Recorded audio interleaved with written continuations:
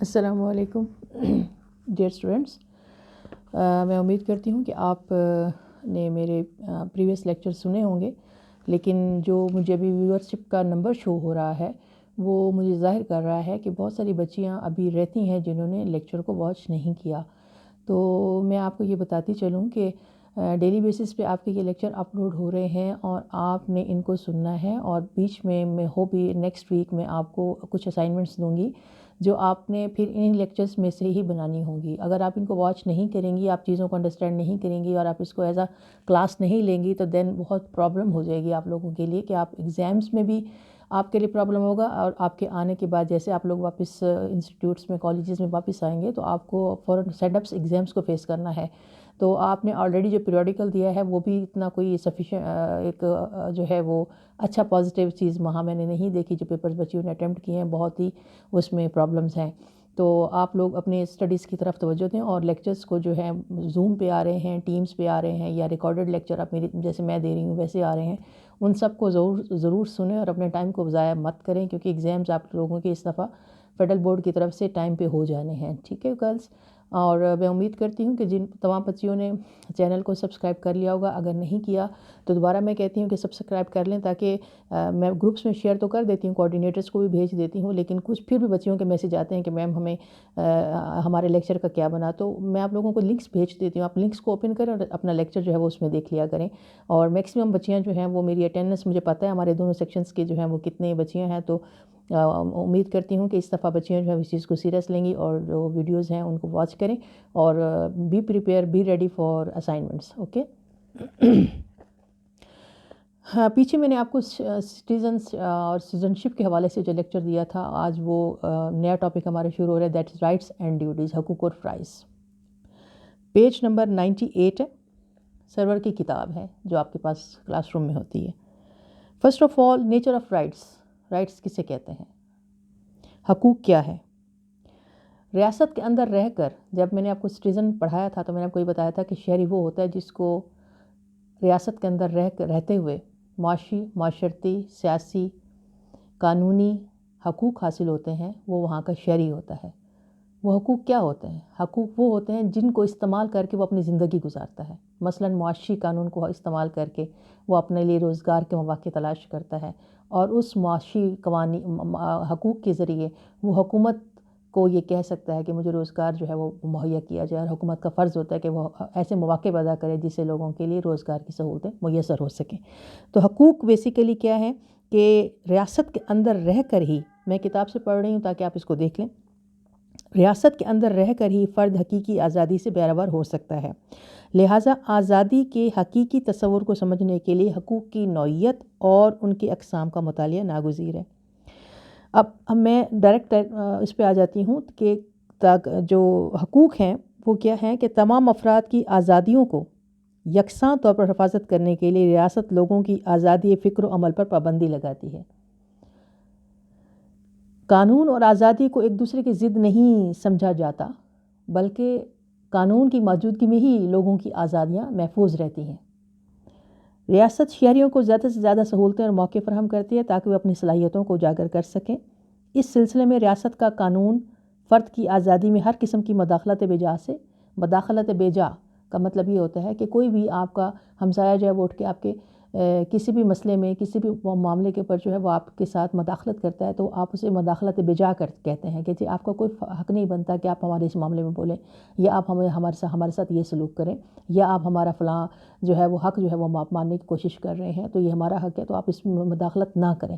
تو قانون جو ہے وہ کیا کرتا ہے؟ مداخلت بے جا یعنی ناجائز مداخلت کو روکتا ہے۔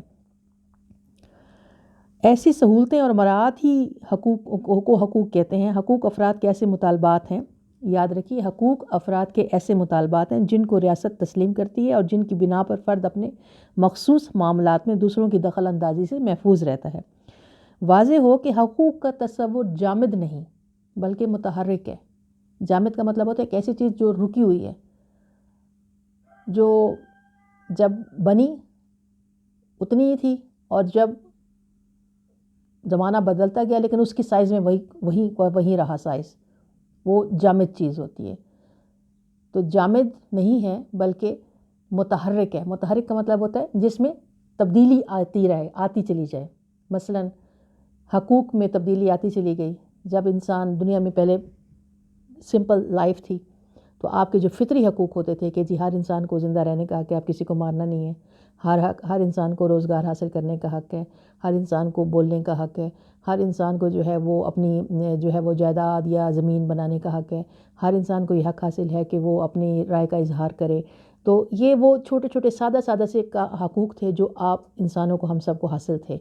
لیکن میں بات کر رہی ہوں حقوق جامد نہیں ہیں, متحرک ہیں. جامد کا مطلب ہوتا ہے جو چیز رکی ہوئی ہوتی ہے, متحرک ہوتا ہے جو چیز چلتی رہتی ہے, جو چیز آگے سے آگے ڈیولپ ہوتی رہتی ہے, بڑھتی رہتی ہے, اس کا ایوولوشن ہوتا ہے, اس کا ارتقاء ہوتا ہے, وہ بڑھتی چلی جاتی ہے, ایک جگہ رکتی نہیں ہے. پھر ایک دور آیا کہ جی ہمارے پاس سمپل قوانین تھے, حقوق تھے. پھر ایک دور آیا کہ اب ہم نے جو ہے دیکھا کہ جی معاشی مسائل جو ہے لوگوں کے بڑھتے جا رہے ہیں, لوگوں کے پاس روزگار نہیں ہے, معاشی جو روزگار کے وسیلے ہیں وہ کم ہوتے چلے جا رہے ہیں. جب معاشی وسائل کے روزگار کے وسیلے کم ہو جاتے ہیں, وسائل کم ہو جاتے ہیں, تو پھر وہاں پر کمپٹیشن شروع ہو جاتا ہے. پھر ہر حکومت کا یہ فرض بنتا ہے کہ وہ اپنی شہریوں کو جو ہے وہ روزگار کا حق فراہم کرے. پھر ہمارے معاشی حقوق سامنے آنے شروع ہو گئے, ہمارے جو ہے وہ سماجی حقوق سامنے آنے شروع ہو گئے. پھر اس کے بعد ہم تھوڑا سا آگے بڑھتے ہیں تو پھر ہمیں پتہ چلتا ہے کہ ممالک کے بھی کچھ حقوق ہوتے ہیں ایک دوسرے کے لیے, کہ ایک دوسرے کے اوپر حقوق ہوتے ہیں کہ جی ایک دوسرے کی اقتدار اعلیٰ کا احترام کریں, ایک دوسرے کا عزت احترام کریں. اگر ایک دوسرے کے کوئی مسائل کی کنٹری کے اندر آ گئے تو دوسرا کنٹری اس مسئلے کو حل کرتا ہے. تو جیسے فار ایگزامپل کوئی ڈیزاسٹر آ جاتا ہے, کوئی سیلاب آ جاتا ہے, کسی قسم کا کوئی زلزلہ آ جاتا ہے, تو دوسرے ممالک جو ہیں وہ آپ متاثرہ ملک کی مدد کر رہے ہوتے ہیں. دیکھتے ہیں نا آپ لوگ میڈیا کے اندر, تو وہ بیسیکلی کیا کر رہے ہوتے ہیں, وہ کوآپریشن کر رہے ہوتے ہیں. وہ ایک ملک کا دوسرے ملک پر حق بن جاتا ہے. تو یہ حقوق کا جو سلسلہ ہے وہ بڑھتا چلا جا رہا ہے. اب یہ حقوق جب سے ٹیکنالوجی کا دور آ گیا ہے, تو ٹیکنالوجی کے دور میں جو ہے وہ اب نئے حقوق سامنے آ رہے ہیں. کیسے نئے حقوق سامنے آ رہے ہیں کہ جی آپ نے ڈیٹا لیا ہوا ہے, جیسے فار ایگزامپل ہم نیٹ کی بات کرتے ہیں, ہم موبائل کی بات کرتے ہیں کہ کسی کے موبائل پہ غلط آپ نے بیل نہیں دینی, کسی کے موبائل کے کہ ڈیٹے کو آپ چرانے کی کوشش نہیں کریں گے, کسی کی آپ جو ہے وہ جو پرائیویسی ہے اس کو ختم نہیں کریں گے. تو یہ اب نئے حقوق سامنے آ رہے ہیں. تو آپ کو بات سمجھ میں آ گئی ہے کہ یعنی پہلے آپ کی لائف سمپل تھی تو آپ کے حقوق بھی سمپل تھے, جو آپ کے بیسک رائٹس سے وہ آپ کو ملے ہوئے تھے.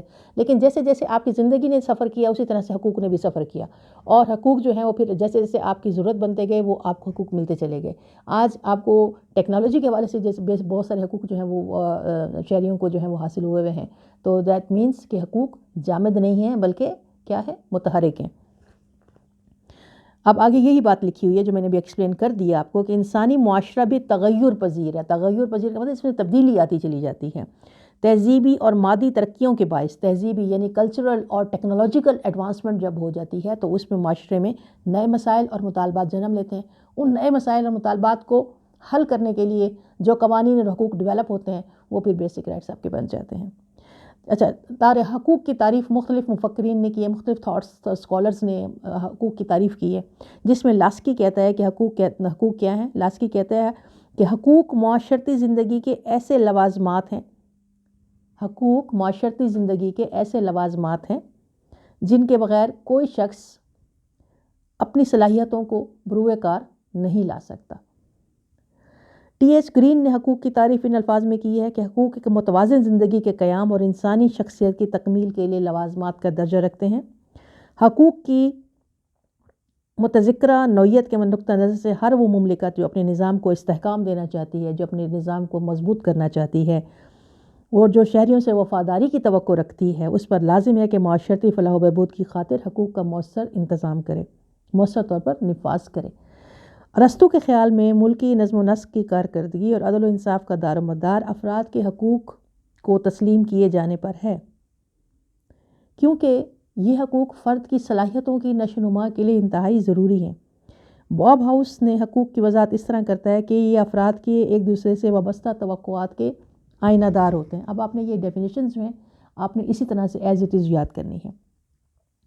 اب حقوق کی اہمیت کیا ہے, امپورٹنس آف رائٹس کیا ہے. ویسے شروع سے میں نے آپ کو بات بتا دی, لیکن پھر بھی آپ اس میں پڑھ لیتے ہیں کہ حقوق شہریوں کی وہ مراعات ہیں, وہ سہولتیں ہیں جن کے بغیر وہ اپنی صلاحیتوں کو بروئے کار نہیں لا سکتا. حقوق کے دو پہلو قابل ذکر ہیں, ایک منفی حقوق, منفی پہلو, اور دوسرا مثبت پہلو. منفی حقوق نہیں کہہ رہے, ایک منفی پہلو ہے اس کا اور ایک مثبت پہلو ہے. حقوق کا منفی پہلو کیا ہے؟ حقوق کا منفی پہلو یہ ہے کہ ہر شہری کو یہ حق پہنچتا ہے کہ ریاست اس کے حقوق کو دوسروں کی مداخلت وجہ سے محفوظ رکھے۔ اب میرا یہ حق ہے کہ مجھے جو ہے مجھ پر یا میرے گھر پر کوئی اٹیک نہ کرے، یہ میرا حق ہے۔ تو ریاست میرے اس حق کو محفوظ کرے گی۔ کس طرح سے محفوظ کرے گی؟ قانون بنا کر، پولیس کا ادارہ بنا کر، پولیس کا نظام ترتیب دے کر وہ میرے اس حق کو محفوظ کرے گی۔ اور اگر کسی نے کیا تو اس میں پھر عدالتیں جو ہیں وہ سامنے آ جاتی ہیں، تو عدالتیں جو ہیں وہ اس کو کرتی ہیں، ٹیک کیئر کرتی ہیں۔ تو یعنی نظام، ریاست کے اندر نظام اسٹیبلش کر دیا جائے اس طرح سے کہ وہ لوگوں کے حقوق کو جو ہے وہ محفوظ کر سکے ایک دوسرے کے مداخلت بجا سے۔ اسے ہم کہتے ہیں حقوق کا منفی پہلو۔